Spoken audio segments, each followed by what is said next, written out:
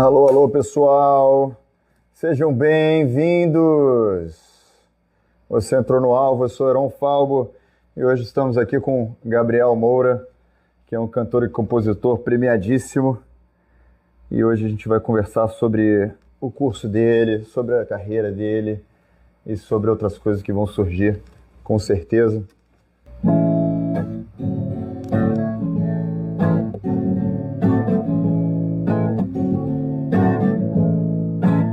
Felicidade é viver na sua companhia. Felicidade é estar contigo todo dia. Felicidade é sentir o cheiro dessa flor. Felicidade é saber que eu tenho seu amor. Essa é uma música aí que eu ouvi recentemente do Gabriel Moura. Agora eu vou convidar ele para entrar. Fala, Gabriel, deu certo? Felicidade é viver na sua companhia. Felicidade é estar contigo todo dia. Prazer falar contigo, irmão. Desculpa, grande prazer. Eu não sabia que era atualização, rapaz. Essa atualização... eu sabia. Para acompanhar essas regras aí que eles impõem na galera, pô. Ninguém consegue, não, cara. Pô, foda. Mas que bom que deu certo. Graças a Deus, tamo junto. Beleza pura. Perfeito, cara. Vamos lá. Cara, essa música eu gostei pra caramba. Eu falei, faz tempo que eu tô querendo botar uma musiquinha aqui no programa e tal. Eu falei, é hoje. Aprendi agora, 2 minutos atrás, deve estar mais ou menos a melodia. Mas é ótimo, cara. Bem hitzão. Tem certas músicas que a gente faz e que passam a ser das pessoas, dos momentos das pessoas, né? Essa música é muito interessante porque já teve gente que casou com essa música, festa de 15 anos, formatura. Maravilha. Sabe, essas coisas, todos aí os momentos positivos, assim. Muito gratificante. É boa para ser usada, isso é muito legal, né? Pô, como artista, isso é maravilha, né? Sentimento de contribuir, né, para alegria, para momentos. Eu acho que essa é realmente a função do artista, contribuir com os momentos que as pessoas vão viver, né? Porque seja na música, na artes plásticas, sei lá, na engenharia civil, sabe? Em qualquer situação que possa ser expressado do lado artístico, isso conforta as pessoas, isso traz momentos bacanas para serem guardados, né? Isso com certeza, uma experiência, né? uma inspiração, essas coisas. É porque muita gente, eu antigamente via arte como assim, uma coisa meio absoluta, assim, tipo, uma grandeza infinita de expressar não sei o quê. Mas hoje eu realmente vejo como depende da experiência que a pessoa tem, né? Porque você pode ter um Davi de Michelangelo, né? Que usado de uma maneira errada, sei lá, a Alemanha nazista usando nas estátuas que eles tinham. A Alemanha nazista usava muita arte, né? Tinha muita estética, né? Era muito poderoso esteticamente. Mas aí as experiências não eram, de repente, tão, sei lá, com a intenção certa, esse tipo de coisa. E é isso que importa no final, né? Que aquela arte está gerando de experiência para o ser humano, né? Com certeza, isso é muito legal. Uma vez um cara me parou na rua e falou, Gabriel Moura, e aí eu olhei para trás, eu não conhecia ele, e ele foi me falar que, por conta dessa música, né, que ele falou, pô, queria te agradecer por ter composto Felicidade. Aí eu falei, poxa, tudo certo, legal. Aí ele falou, cara, eu sou dependente químico de cocaína, e durante toda a minha recuperação na clínica que eu tive internado, todo dia de manhã eu ouvia essa música na hora que eu acordava. Então, essa música foi uma força para mim, para minha recuperação. E veio me falar isso com o olho cheio d'água. E encheu meu olho de água também. Boa. É um negócio incrível, né? É uma possibilidade da música ter uma força dentro da força interior da pessoa, né? Dentro da alma, né? Nem posso imaginar. Maravilha, pô, isso aí isso, os artistas, sobretudo no Brasil, no mundo inteiro, especialmente músicos, né, não estão com tanto status mais, né, não estão com tanta não estão ganhando com tanta facilidade quanto estava ganhando antes. Então, esse tipo de coisa é essencial, né, para a gente continuar compondo, continuar batalhando, né? Não estão ganhando no sentido financeiro e tudo. Né? É isso que eu estou dizendo. Estou sendo no sentido de econômico, né? E até do próprio reconhecimento mesmo, porque hoje em dia Exatamente, também. o artista pode focar o seu trabalho para o seu nicho específico, né? Antigamente os discos eram feitos para as multidões, para alcançar todo mundo, né? A gente pensava os artistas eram os artistas de todos. Hoje em dia os artistas são do seu público específico. É verdade. E consegue enxergar isso, mapear isso e aprontar o seu trabalho diretamente para aquela parcela de gente que gosta daquele certo estilo de música que ele faz. Então não precisa mais estar preocupado com o grande sucesso. O sucesso é justamente encontrar mas tem menos reconhecimento, está certo? Assim, eu acredito que tem menos reconhecimento no sentido de que antigamente, quando existia, né, o monopólio das gravadoras, se davam mais status para o músico, né, de reconhecimento, assim, de colocar no estúdio, dar tudo que ele precisar, da orquestra, entendeu? Hoje em dia é muito difícil isso porque o dinheiro tá com o Spotify, né, com o iTunes, essas coisas, tá com o distribuidor e não com o produtor, né, que é o Sony, o Warner.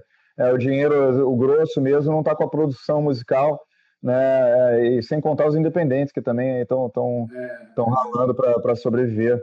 Então acaba que... cada um pode ter o seu home studio em casa, um laptop, um parzinho de monitor, um pré para dar uma esquentada no som, um bom microfone, grava um disco. Né? Então, antigamente, eu estava ouvindo esses dias, até por conta de uma aula que eu vou dar sobre composição, eu estava ouvindo Chico Buarque, o álbum Construção. E agora, com esse papo que a gente está falando aí, você está falando da produção musical das orquestras, imagina Deus lhe pague, Construção e Deus lhe pague, sem aquele arranjo de orquestra fantástico, é impossível. Que leva o negócio até para a Arábia Saudita. Muito sinistro. E o que a maioria das pessoas, a gente que é músico, a gente sabe que isso assim, não é só uma questão dos músicos, da produção, tem toda uma cena, né? Assim, tipo assim, para você poder chegar nessas coisas, você já tem que ter um produtor que já conhece outros músicos, que te conecta com os instrumentos certos, com a sala que vai comportar, com a distribuição, tem toda uma constelação de coisas ali que fazem tipo um álbum como Construção funcionar, né? Se eu não me engano, o Manuel Barembem, né, que produziu isso aí, eu não lembro. Não lembro quem foi o produtor. E esqueci também o nome do arranjador, que é foda. Aquele arranjo assim é inesquecível o negócio. Realmente, agora imagina se o Chico Buarque não tivesse condições de produzir aquele álbum dessa forma. Fosse uma coisa mais violão e voz, então poderia ser... Continuaria sendo brilhante, porque o texto é brilhante, a composição é brilhante. Mas não ia ser épico, né? Não ia ser um épico, pô. Exatamente, épico, é a palavra. Pode crer. E outra coisa, um épico não é que hoje em dia as pessoas fazem as músicas no home studio e tudo mais, até põe lá um MIDI bot, sei lá, umas formas de como é que chama, de pegar orquestras, mas não tem aquele valor humano, né? Porque lá você tinha, cada elemento lá era um ser humano colocando. Então ele não era um cara ali, que o cara que nem toca trompete fazendo trompete no teclado. Era um trompetista que toca trompete a vida inteira, vai falar, eu vou botar agora tal coisa. Soprando de verdade, com a intenção dele, porque tem outro trompete do lado, vamos supor, são dois trompetes, o outro trompetista está soprando com outra força. Então, essa diferença de pegada de cada música faz o negócio construir. Isso a gente perdeu. Infelizmente, a gente perdeu isso nos anos 60, 70, né? Os anos 80 ainda tinha um pouquinho, e depois nos anos 90 foi acabando mesmo. Essa coisa assim do artista ter essas ferramentas, né? Essa coisa gigante para trabalhar. Espero que a gente recupere isso, né? Se a Spotify começar a produzir música, que acho que em breve deve acontecer, que quando os distribuidores... que o Netflix fez isso, né? Netflix começou a produzir filme e eles têm um orçamento infinito, que eles são Netflix e são os top of the market, né? Tipo, estão ganhando tudo. Aí o Spotify hoje em dia tem negociações com as gravadoras que eles provavelmente não podem produzir música. Aí quando quebrar isso aí, eles vão começar a produzir, aí vai voltar o Chico Buarque, se Deus quiser. Entendi, cara. É uma boa visão, uma boa análise, né? Porque, né, a plataforma digital vai se tornar também igual a Netflix e todas essas plataformas de cinema que produzem seus próprios filmes, HBO, E você vê que eles têm Amazon. altíssimo orçamento, né? Netflix tem orçamento igual Hollywood era antigamente, né? Você vê séries com produção de cinema grande, né? Incrível. Isso é muito legal, muito legal. Quem sabe pode ser uma saída para a gente voltar a ter músicas mais orquestradas, com produtores mais trabalhando assim, porque às vezes você pega um bom produtor, mas o cara ele tem que fazer dinheiro, então ele está fazendo 4, 5, 6, 7 produções ao mesmo tempo, não consegue te dar a atenção necessária para olhar contigo o seu repertório, discutir música por música, ver tonalidade de cada música, ver andamento, todas as coisas. Às vezes o cara pega, já joga no computador, já vai fazendo, blá, blá, blá, e perde justamente esse lado mais artístico. Né? E realmente a gente sente isso na música atual, né? A gente sente que poucas pessoas têm esse acesso a, talvez um Kanye West, Jay-Z, assim, que a galera que tem um orçamento mais alto, assim, você vê que tem uma coisa, um elemento épico, né? Uma coisa que eles colocam, assim, horas e horas de trabalho ali, seres humanos, né? Mas é raro. Mas, cara, eu não sei se o nosso amigo Maurício Branco te falou um pouco de mim, mas eu sou um músico aposentado também, né? Quer dizer, você não é aposentado, eu sou um músico também, só que eu sou aposentado. E, por enquanto, né, talvez um dia eu saia da aposentadoria. Mas eu gravei um disco com o Bob Johnson, que era um produtor também dos anos 60, dessa época épica da música, que gravou o Bob Dylan, Simon Garfunkel, sabe? Gravou uma galera aí. Americano. Americano? Americano. E eu gravei o último disco da carreira dele. Ele me falava assim, eu perguntava pra ele, como que você fazia aquele som, assim, né? Tipo, qual que é a... Bom, a gente trabalhou meses juntos, né? Então teve várias, mas uma das conversas que a gente teve, ele falou, cara, na verdade eu não fazia nada. A única coisa, eu sabia escolher os músicos que iam dar certo um com o outro. E eu colocava todo mundo na mesma sala e a galera começava a fazer jam. Aí o Bob Dylan, sei lá, chegava com as cifras, né? Jogava para todo mundo assim. Aí a galera entrava dentro de uma música. Aí a gente ia escutando e vendo, pô, isso funciona, faz mais disco. Aí era tipo uma jam session que virava um disco, entendeu? Então, tipo hoje em dia é como se não tivesse mais esse tempo, né? De você colocar assim, as pessoas no estúdio, toca aí à vontade, fica tocando. É um estúdio, pô, a cada hora é R$250 a hora. Um estúdio assim, e a gente que tem que bancar, né? O artista que tem que bancar. Tem que bancar isso, né? Ou o empresário, ou, no caso, a gravadora que bancava essa. Mas estou dizendo hoje em dia as gravadoras, pô, eu fui assinado da Universal Music, eles me deram R$0. Orçamento zero.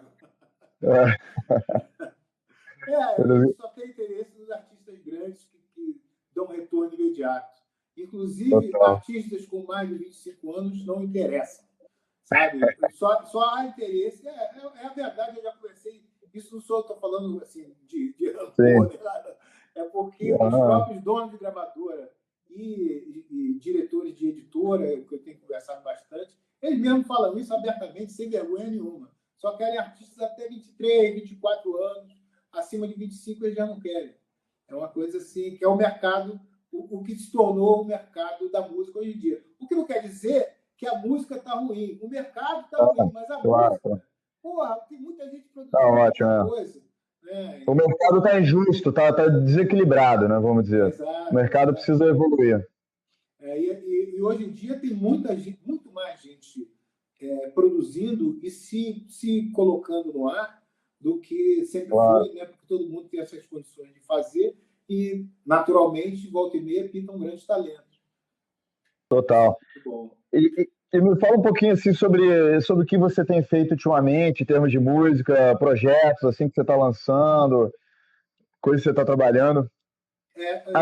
Rapidão, antes, vamos brindar um vinhozinho? Você está com vinho aí, não? Vamos. Olha aqui. Ó. Vou me servir aqui. Eu estou com o negócio na mão. mas eu vou mostrar para todo mundo que é de verdade. Saúde. Saúde, saúde. Ao futuro da música. Ao futuro da música e as mulheres, que hoje é Dia Internacional da Mulher. Total, Todas total. as mulheres, com todo carinho, com todo amor, no fundo do meu coração. Tenho certeza que do seu também. Com certeza. A todas as mulheres e ao futuro da música. Inclusive, isso aí, antes da gente entrar no assunto da música, até um negócio que outro dia um amigo meu estava me falando, que nos países muçulmanos, não, país muçulmano, na Rússia eles comemoram o Dia do Homem. Aí ele mandou um cartaz escrito em russo, Feliz Dia do Feliz Dia do Aí eu falei, pô, como se já não bastasse, né? Não, mas assim, existe uma coisa na nossa sociedade que é até um assunto que eu gostaria que eu vi que você se interessa muito pelo Black Lives Matter, né? Vidas negras importam, tudo mais, que você é um ativista, né? Que assim, é bom, né? A gente se envolver, né? Tá representando coisas que a gente acredita muito. Eu acredito muito em ser esse tipo de pessoa. Então eu gosto de, nesse programa, dar espaço, né, para conversar sobre esse tipo de coisa também. E ao mesmo tempo eu vejo assim, uma das coisas que eu percebo sobre a nossa sociedade é que tá um pouquinho enviesado para, vamos dizer, essa parada de vítimas versus opressores. Por exemplo, tipo assim, na Rússia tem Dia do Homem e Dia da Mulher. Aqui no Ocidente não tem Dia do Homem, isso seria uma loucura, porque afinal o homem que é o opressor e a mulher que é a vítima. Né? Exatamente, o opressor e vítima. E também porque o homem não precisa, para todos os dias são o dia do homem. A mulher que está precisando dessa afirmação, assim como os negros precisam também, e a sociedade vai buscando também isso, os LGBTQIA+, de todas as formas, para que possa haver um equilíbrio. Mas isso não resolve, mas traz algum conforto, eu acho. Sim, esse ponto de vista de precisar pode até ser, mas eu não sei se a sociedade exatamente tem essa visão, né? Vamos dizer, acho que existe hoje em dia essa coisa de política do cancelamento, essa coisa vamos dizer, de guerra de classes, de segmentações sociais, né? Um contra o outro e coisas do tipo. A luta falando ser mulher não é para qualquer um, não. É verdade.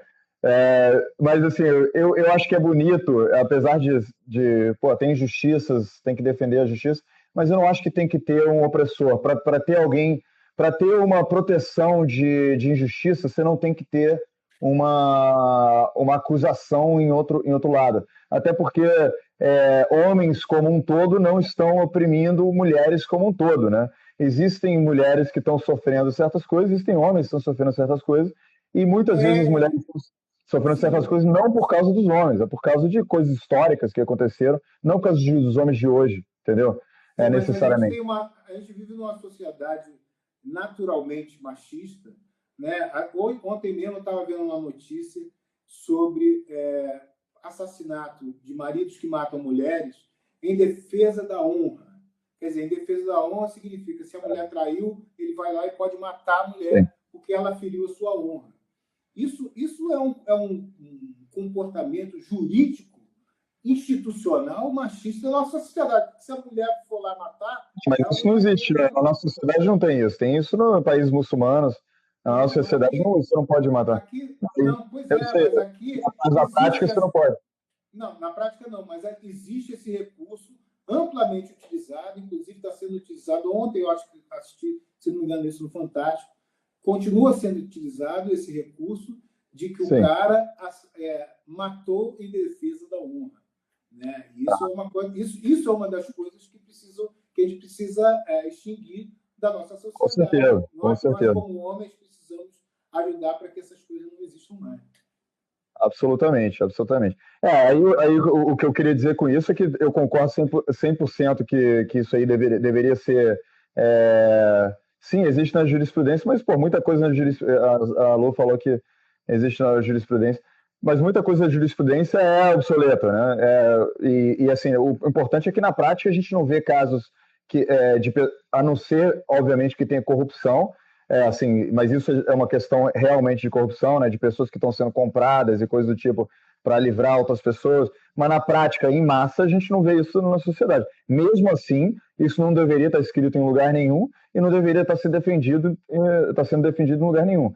O que eu gosto de fazer é só colocar as coisas na transparência, entendeu? Porque às vezes é usado como plataforma política de certos grupos, né, a identidade de grupo, e às vezes é muito exagerado, e às vezes transforma muita gente em vítima e as pessoas erradas em vítima, né? No sentido seguinte, muitos jovens homens hoje estão crescendo como se com culpa, assim, com uma falta de autoconfiança, entendeu? Por crescerem sendo, vamos dizer, acusados e colocados para baixo por certos grupos e coisas do tipo. Não acho que é acusados e colocados para baixo.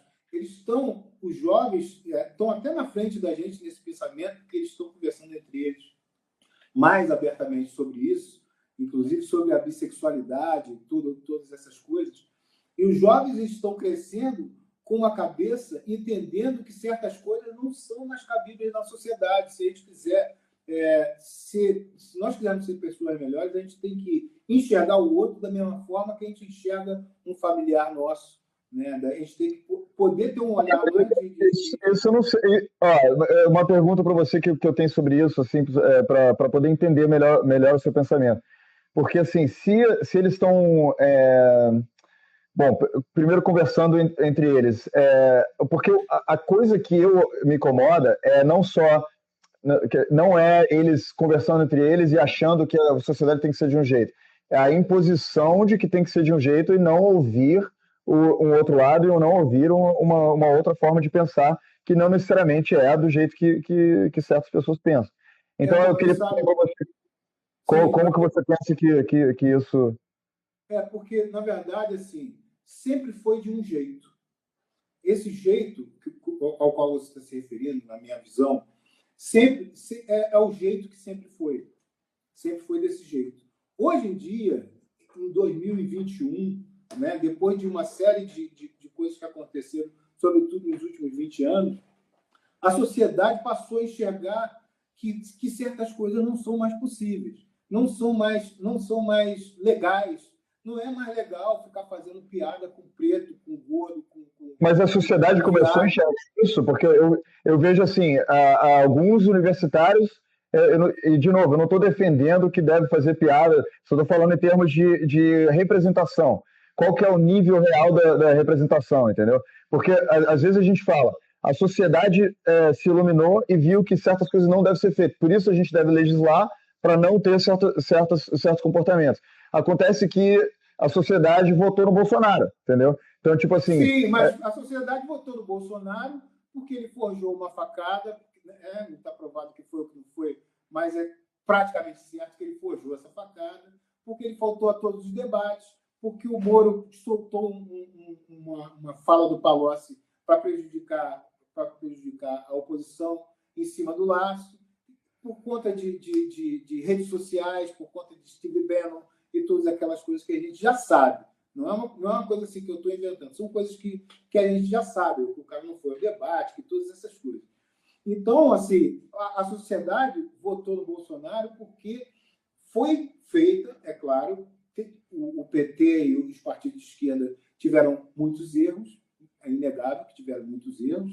Agora, foi feita uma campanha pesada de difamação e de cancelamento, aí sim, o cancelamento dos partidos de esquerda, sobretudo do PT e do Lula, que hoje, por acaso, a gente teve a notícia de que o Lula foi absolvido a princípio dos processos que ele foi condenado em Curitiba, porque o Sérgio Moro fez uma condução de um processo que é uma coisa absurda. Não, isso tudo que você falou pode até ser verdade. Eu, sinceramente, não tenho a mínima ideia, porque, para mim, essas coisas são totalmente fora do meu alcance pessoal. Eu não estava nem morando no Brasil quando isso tudo estava acontecendo.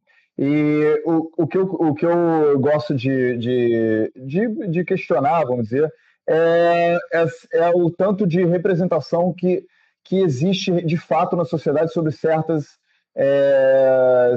pautas, né, certas bandeiras que são levantadas. E, primeiro, eu acho que todo mundo tem direito não só direito, como obrigação de se defender, defender os grupos que ela se sente que faz parte, né? Seja negros, homossexuais, até brancos. Eu não acho que os brancos deveriam fazer isso, mas qualquer tipo de grupo, as pessoas deveriam ter pelo menos a livre expressão, contanto que tenha, vamos dizer, sensibilidade, né, com coisas históricas e coisas do tipo. Só que a gente tem que colocar as coisas vamos dizer, na medida certa, né? Muitas vezes eu posso dizer eu sou judeu, por exemplo. Porque eu sou judeu, eu represento todos os judeus do planeta e digo o que é certo e errado para dizer sobre um judeu. Isso normalmente não é verdade, porque, primeiro, os judeus do planeta são totalmente diferentes um do outro, né? Eu não fui eleito... Assim como os negros. Exatamente. A gente tem uma mania de olhar a África como se fosse um país. Né? A Claro, África é um continente, tem várias etnias ali conjugando, né? Assim como tem várias etnias brancas também. Várias religiões, várias línguas. Vários conceitos de vida. Mas, desculpa, eu te interrompi. Estamos juntos. E um, muitas vezes, é totalmente antagônico ao outro. Assim, você tem países da África que pensam totalmente diferente, né? De outro país. Tem políticas totalmente. Tem um que é monarquia, tem um que é comunista, entendeu? Então, assim, isso é uma diversidade enorme de pensamentos. Então, o que acontece muitas vezes com identidade de grupo é que os políticos muitas vezes usam isso como plataforma para ganhar eleições, para movimentar as massas e coisas do tipo, e usam uma identidade de grupo que às vezes esse grupo nem é homogêneo, né? Esse grupo você pode chamar de negros. Negros são todos uma coisa só, mas não existe isso. Pelo contrário, são os racistas que falam, eles são todos iguais, né? Os racistas que falam, negro é tudo igual, então vamos... eles pensam assim, eles agem assim, e sei lá. Então, às vezes acontece o contrário. Então, um cara que está achando que está defendendo os negros, coloca os negros como todos iguais. Fala, a gente pensa assim, a gente tem que defender esses... Entendeu? Essa parentela.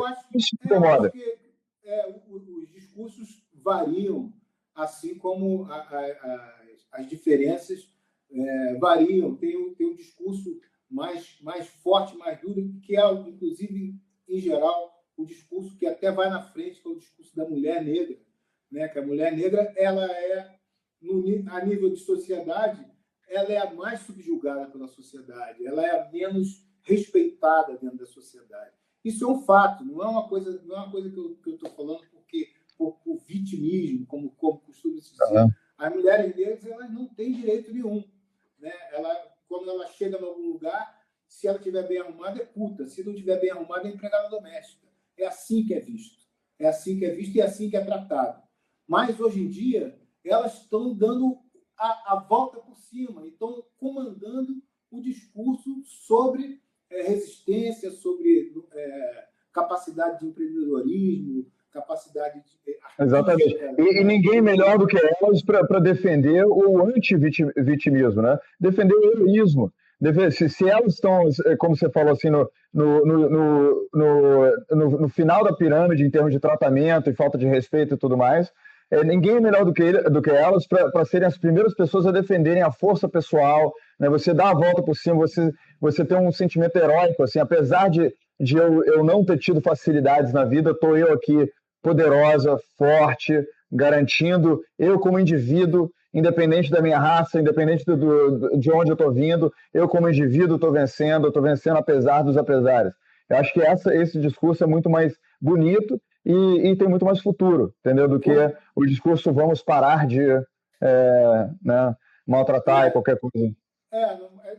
Acontece que, como a gente está vivendo esse período de transição, né, um período onde essas pessoas começaram a atinar, começaram a ter voz a partir do momento que a internet deu voz a todo mundo. Então, os negros começaram a ter voz também, mais, né, do que sempre tiveram, e mais chances em mercado publicitário, inclusive. Hoje a gente vê uma gama muito grande de comerciais com pessoas negras, mas eu cresci sem ver isso.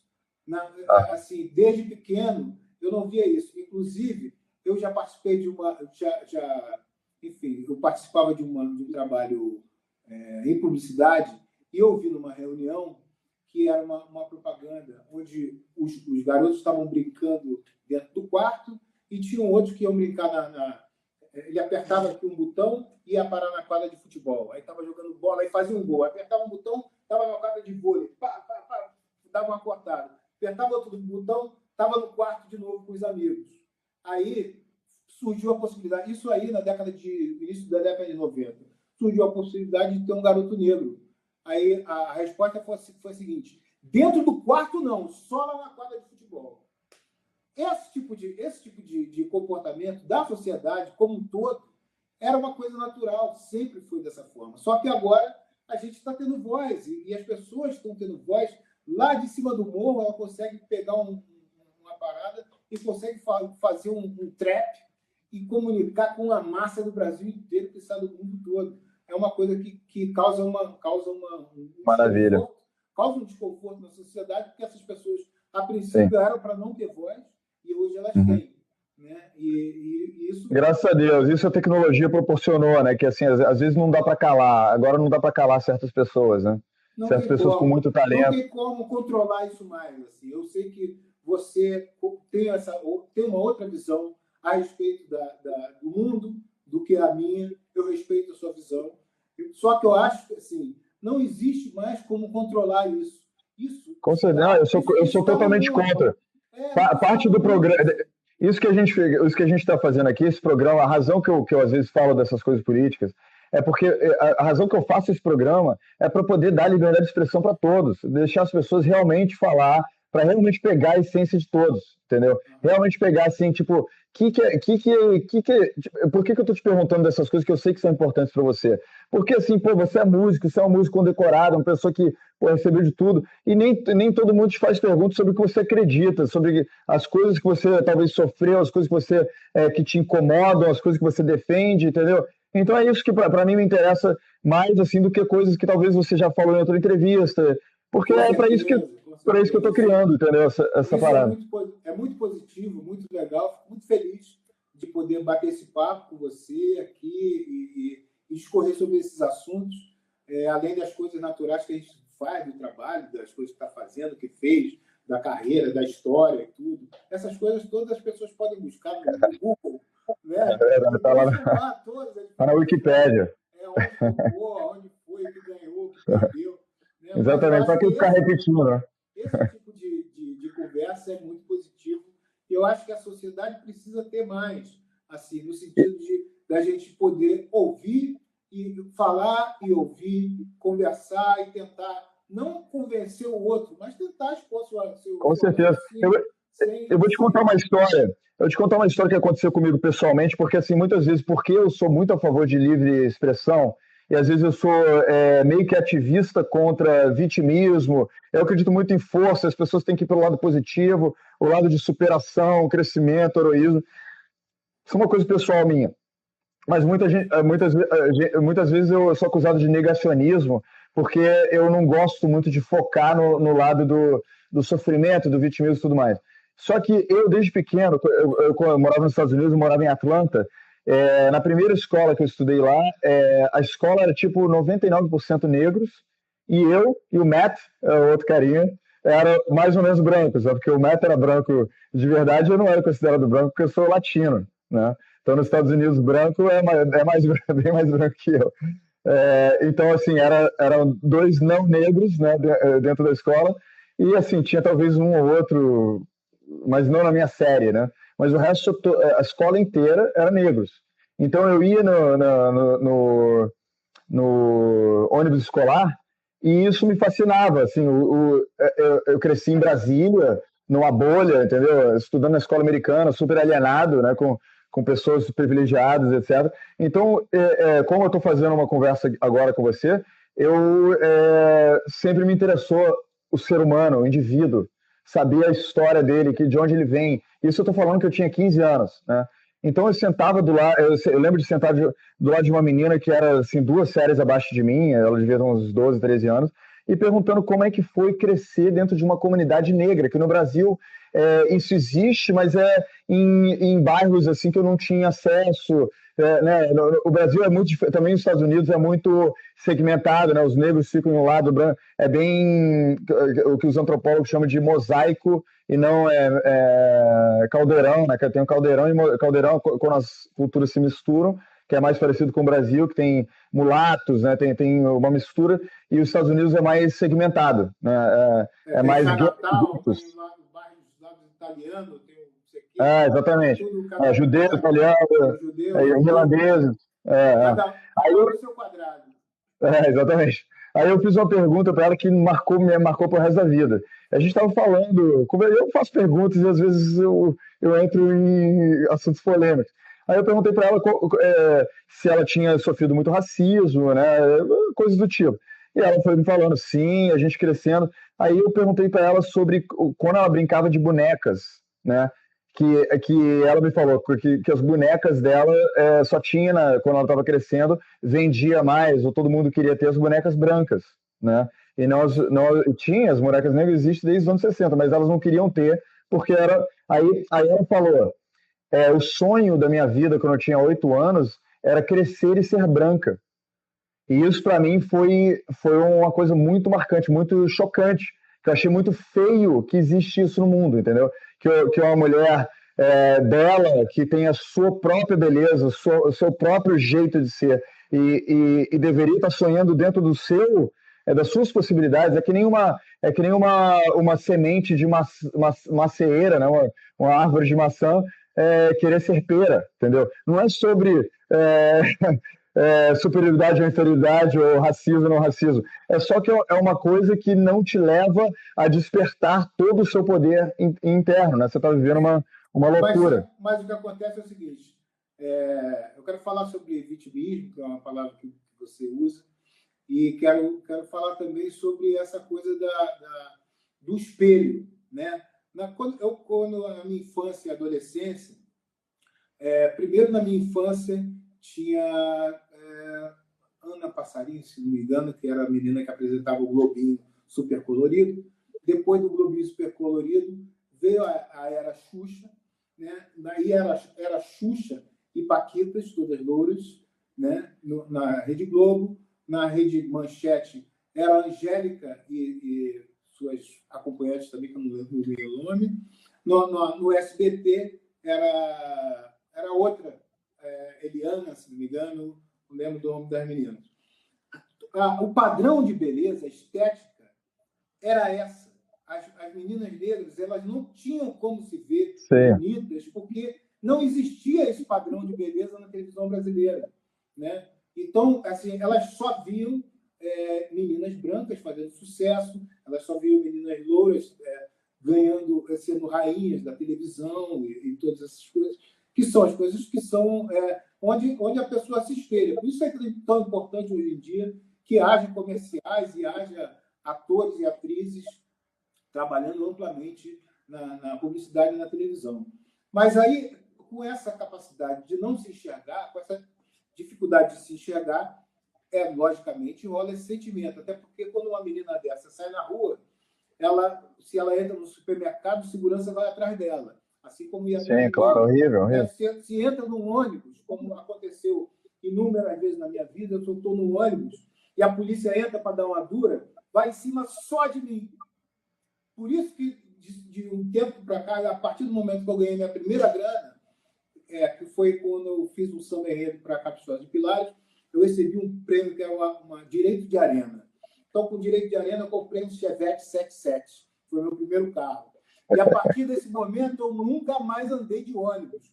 No máximo, ônibus de viagem, para você pegar um leito e ir dormindo, para não ter que ir de avião algumas vezes. Mas ônibus coletivo, urbano, eu nunca mais peguei e não quero mais pegar. Para não sentir essa indignidade, né? Para não sentir essa... Pelo menos no Rio de Janeiro. Então é muito difícil a pessoa, por mais, claro. Por mais força interior, por mais capacidade de dar a volta Entendo. Sim, são verdade. muitas voltas Você tem que ter exemplos, né? São muitas e muitas voltas por cima que você tem que dar todos os dias da sua vida. Então, quando você fala, e é um assunto que tem sempre vindo muito à tona, a pessoa fala, vitimismo. Pô, a mulher tem que ser empreendedora, o negro tem que ser empreendedor. Sim, ele tem que ser. Só que para ele conseguir o crédito, porra, é 30 vezes mais difícil. Para ele ter a confiança do patrão, é 30 vezes mais difícil. Ele está sempre sendo vigiado, porque o patrão está achando que ele vai roubar, sabe? Então, esse tipo de coisa são coisas que acontecem dia a dia na sociedade. Levar porrada de polícia, levar porrada, tapa de segurança, ser seguido na rua, porra, todas essas coisas. Você está andando na calçada, a pessoa atravessa a calçada porque acha que você é um bandido. Você está atravessando a rua, o cara fecha o pino do carro para você, está pensando que você vai abrir a porta e fazer um assalto. E essas coisas são muito difíceis de vencer, cara. É assim, quando a pessoa fala de vitimismo, não é questão de usar de vitimismo. É questão de o outro lado enxergar que as dificuldades são muito grandes. E que mesmo com as dificuldades muito grandes, tem muita gente vencendo. Tem muita gente que não vence, que é difícil, porque já levou tanta massacre, tanta porrada na vida, que não consegue mais se levantar, Né? Certeza. Mas essa é a situação real. Quando a gente fala de vitimismo, de empreendedorismo, tem que ser empreendedor, não pode fazer papel de vítima. É claro, ninguém quer fazer papel de vítima, ninguém quer ficar pedindo nada, a gente só quer direito. Então, quando eu estou dizendo... De igual para igual. Com certeza. Quando eu estou dizendo essa coisa de vitimismo, eu não estou dizendo, primeiro, que não pode existir, porque, né, primeiro, quem sou eu? Segundo, óbvio que todo mundo tem que até, assim, você falando esses relatos, esse tipo de coisa é muito importante, porque às vezes as pessoas nem têm consciência, né, do grau de dificuldade do dia a dia, do tanto que psicologicamente é maçante e mais difícil você se sobressair com certas experiências do que outras. A razão que eu contei a história da menina que sentou do meu lado foi para dizer que isso eu levei para o resto da minha vida como um entendimento do tanto que eu estava alienado, primeiro, sobre essa realidade, que né, as pessoas, pelo menos naquela geração que eu estava vivendo, que era 99, 98 mais ou menos, quando eu tinha 15 anos, e realmente igual você está falando, como são coisas assim que uma pessoa que não viveu essa realidade jamais ia imaginar, entendeu? Porque a gente está acostumado sei lá, ainda mais quando você é mais novo, você não tem empatia, né? Você mais novo, você está pensando nas suas inseguranças, no que você está vivendo. Então, a informação sobre esse tipo de coisa, para mim, é absolutamente necessário. A questão do vitimismo, eu não estava falando nesse ângulo assim de não entender e não ter empatia. Estava falando no sentido de vamos fomentar jovens negros para se colocarem, para colocar as ideias deles, para participarem na televisão, ultrapassarem as barreiras, criarem canais de televisão que eles são, ou YouTube ou qualquer coisa. Isso sim, é mais por esse lado. E não focar tanto, né, no lado de... Cara, vítima realmente, que nem o povo judeu que também teve muitos problemas ancestralmente falando, e eu digo a mesma coisa quando o povo judeu começa a entrar muito na lombra do, entendeu? Mas a gente sofreu perseguição e tal, beleza, mas ao mesmo tempo a gente tem heróis, a gente tem pessoas com muito talento aí, então vamos focar nisso e criar mais disso, vamos crescer mais nesse sentido. Mas eu não discordei com nada que você está falando. Estamos absolutamente juntos. Eu fiz uma canção ano passado que eu lancei mais ou menos na época das manifestações nos Estados Unidos e tal, que se chama Vidas Negras Sim Importam. Eu posso tocar aqui se você me permitir. Por favor. Então, sou um descendente da mãe africana, na luta ainda contra a escravidão, no mundo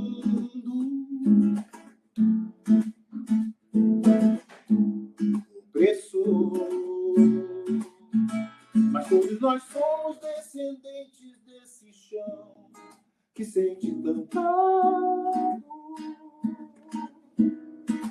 Seja preto, branco, índio, que for, o sangue é mesmo cor. Por que não o mesmo respeito? So Black Lives Matter. Everybody fight together. Sim, a vida toque o seu tambor. Vidas negras se importam, cada uma delas conta. Ergam suas vozes, por favor. SPURJ, Minneapolis, Minnesota. Seja em Cuba ou seja no Timor. O que aconteceu com o mundo? Adorável vagabundo, volta pra pregar de novo amor. E ficou mudo. Agora voltou. Voltou? Beleza. Voltou. Ficou mudo no finalzinho.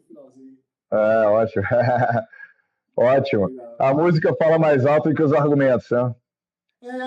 Inclusive na música eu procurei também colocar ali todos nós, independente de qualquer coisa, todos somos irmãos, todos viemos do território africano, segundo a ciência. Verdade. A humanidade nasceu lá, né? Então é importante que todos nós nos vejamos como irmãos, independente das palavras de Jesus.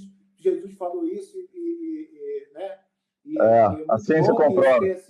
E a ciência comprova que nós somos irmãos e devemos nos enxergar mais como irmãos. A sociedade precisa evoluir. Eu acho que está nesse processo de evolução que causa um desconforto na sociedade, porque acaba que os discursos acabam sendo polarizados e enviesados muitas vezes, porque é natural, porque é uma coisa que está sendo descoberta, que está em erupção.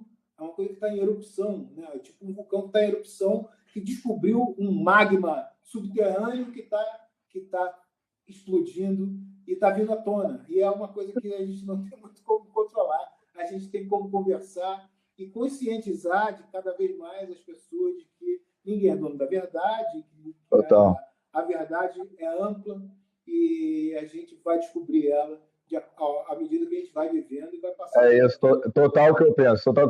Eu te digo, meu amigo Gabriel, que quando a gente conversa assim, entendeu? Tipo, de pessoa para pessoa, alma para alma, assim, sem propaganda, sem, entendeu? Palanque, sem imposição, a gente é muito fácil concordar, entendeu? Porque a gente, cara, quem não concorda com o fato de que todo mundo vem não só da África, mas vem de estrela, né? A gente é feito de estrela, todo mundo cada alma aqui, cada corpo é feito de estrela.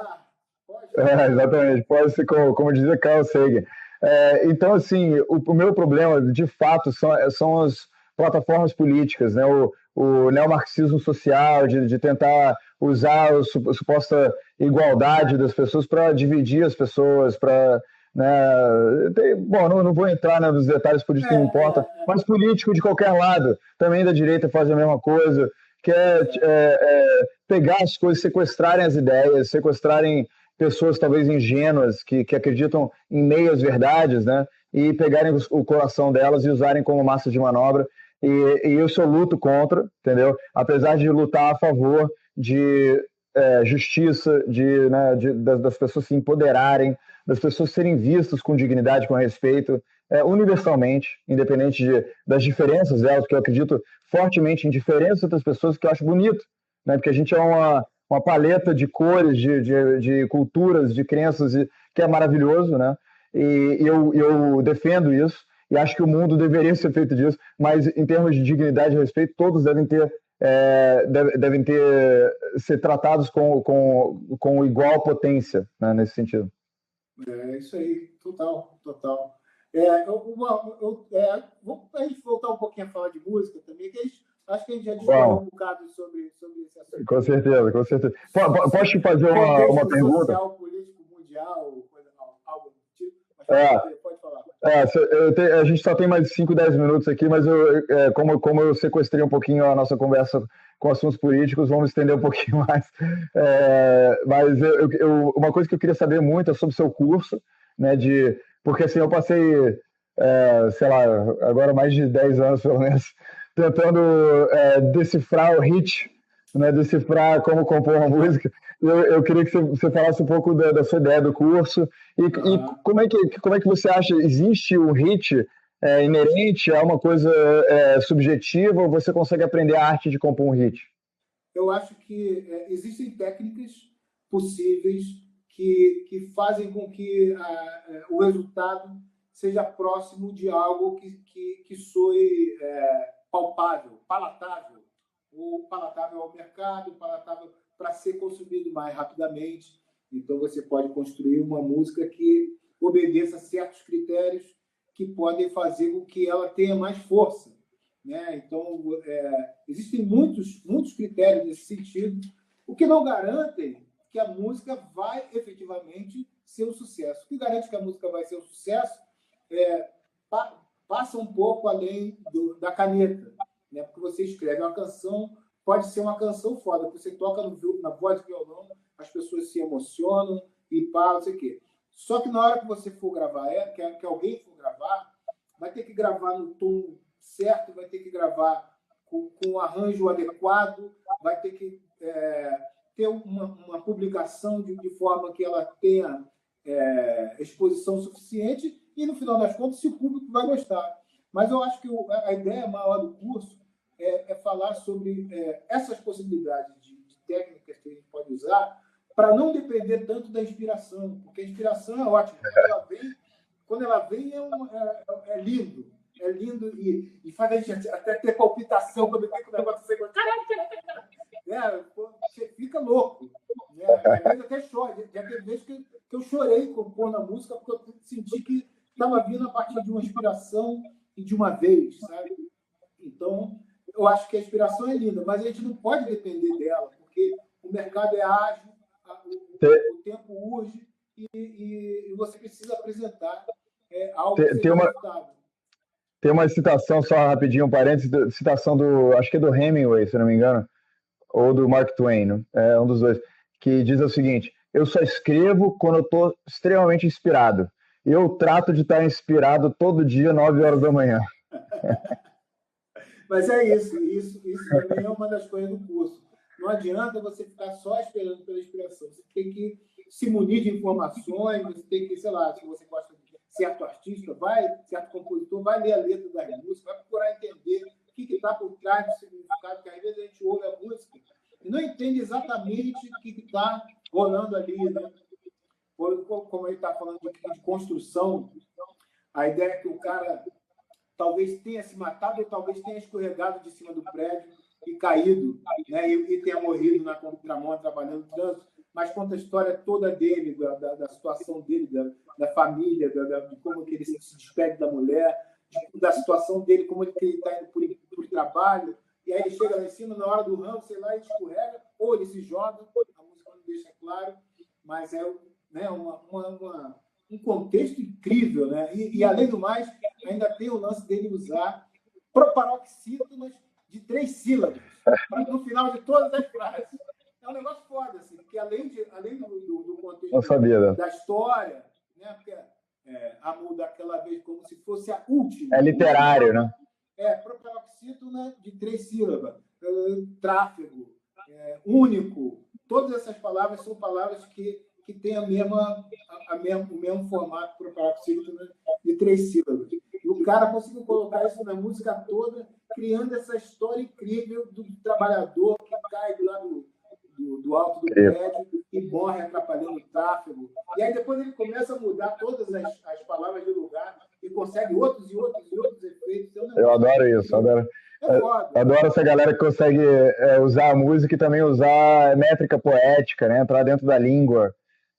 Isso é raro. Demais. Eu vivencio muito isso, estudo bastante isso e tem bastante coisa para passar nesse curso. Eu acho que vai ser legal, inclusive para mim, porque eu andei revisitando um monte de coisa para falar nesse curso. E eu quero só dar um recadinho aqui, já que a gente está falando disso. O curso chama-se A Procura do Hit Perfeito na Rio Music Academy. Quem quiser se inscrever, Rio Music Academy, procura lá, A Procura do Hit Perfeito. O curso é de 15 a 19 agora de março, semana que vem, né? Então... eu queria dar um recado para as pessoas, porque eu já procurei muito desses cursos, e queria dizer que quando a gente, como músico iniciante, sei lá, eu também já dei, bom, um outro dia eu falo sobre isso, mas eu já dei curso de music business, né, sobre a indústria musical e tudo mais. Mas o que eu queria dizer para os jovens músicos que estão ouvindo a gente aí, procurando cursos, querendo crescer com isso e tudo mais, é importante você encontrar um professor, um instrutor disso que tenha bagagem, que tenha hits, sucessos aí lançados, como é o caso aqui nesse curso, e também assim, pessoa que tem experiência de tocar, porque faz muita diferença. Às vezes a gente vê cursos que são ministrados por músicos que são mais músicos acadêmicos, né? Músicos que estão ali, que tudo bem, tem seu valor, mas em termos de sucesso, em termos de carreira, aí você quer gente que já trilhou alguma coisa ele mesmo, né? Que chegou em algum lugar, que tem. E esse é o seu caso, você já ganhou Grammy, né? Se não me engano. Você já teve hits aí, que nem o Maurício Branco estava falando, que tocam no Pão de Açúcar, que é o caso do Felicidade. E isso é extremamente importante. Não importa qual faculdade que a pessoa estudou, qualquer coisa assim, isso é extremamente importante. A experiência pessoal, né? A experiência que é de vivência, né? Isso aí é importantíssimo. Posso tocar uma última música? Por favor. É uma música que eu compus agora recentemente, foi lançada em dezembro e foi gravada pelo Nando Reis e pela Ana Vilela. É uma canção em homenagem aos profissionais da saúde. Fala. Beleza. Antes de você começar aí, só para a gente dar os adeus, para a gente terminar com o final da música, e a gente fica com o final perfeito. Então, só queria te agradecer imensamente por ter aceitado o convite, por ter sido tão aberto e generoso com o coração. Assim, eu sei que eu faço perguntas às vezes que podem incomodar ou ser irritantes para certas pessoas, mas você foi sempre cordial, cavalheiro e respondeu tudo com o coração, e isso eu admiro muito. Muito obrigado por aceitar isso, e te convido aí para a gente tomar uma cerveja qualquer dia, se conhecer melhor e formar esse elo. Qualquer momento. Eu moro no Rio. E você? Eu estou morando em São Paulo. Vim para São Paulo no início do ano passado, pronto para trabalhar. A pandemia me pegou, me deixou dentro de casa todo esse tempo. Sinto muito. Tudo bem, a gente está trabalhando em casa e vamos que vamos. Me avisa quando você voltar. Muito obrigado, Gabriel. Tá bom. Eu que agradeço a oportunidade de a gente bater esse papo e se conhecer. E desejo a você tudo de bom, muita saúde, muitas boas ideias para novos papos e novas realizações na vida. Valeu, tudo de bom. Em homenagem aos profissionais da saúde. Quem cuida com carinho de outra pessoa, se importa com alguém que nem conheceria. Quem abre o coração e ama de verdade, se doa simplesmente por humanidade, se coloca no lugar do outro, sente empatia. Você que vai à luta e segue sempre em frente,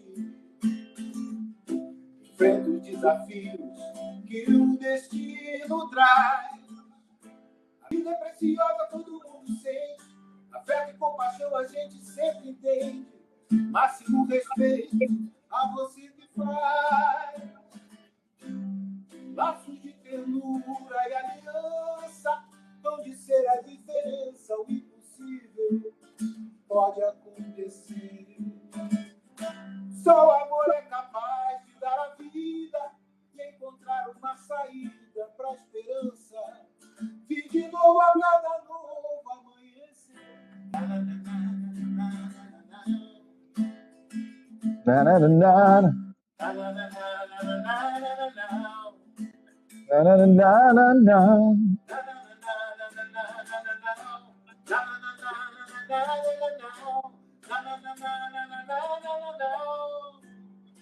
Laços de ternura e aliança vão de ser a diferença. O impossível pode acontecer. Só o amor é capaz de dar a vida e encontrar uma saída para a esperança. E de novo a cada novo amanhecer.